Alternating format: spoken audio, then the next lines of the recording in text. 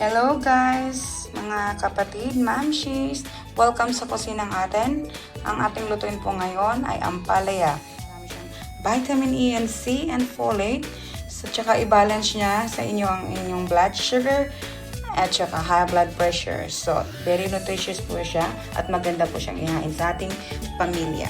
So, ito po ang aking mga ingredients. Ang una ay isang onion, half lang ang gamitin ko. Then garlic, kamatis, at saka itlog. At nilagyan ko po siya ng ground pork at saka shrimp. So, optional lang siya. Kung gusto nyo lang na maraming sahog yung ampalaya nyo, so you can put it on. At ito po ang aking mga ingredients. Ang garlic salt, black pepper, at saka itong pork Knorr cubes. So, you can put shrimp or you can put pork. Okay guys, let's prepare the ingredients and cook.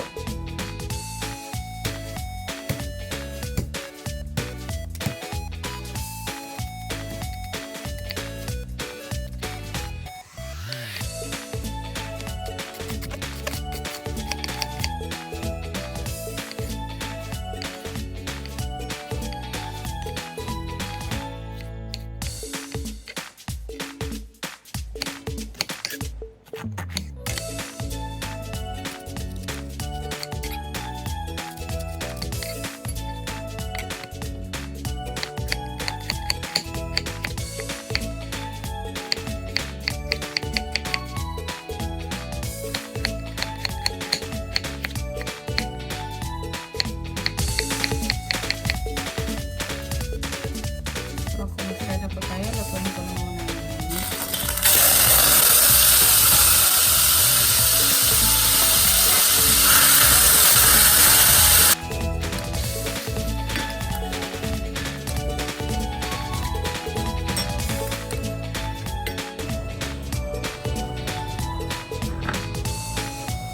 put the onion.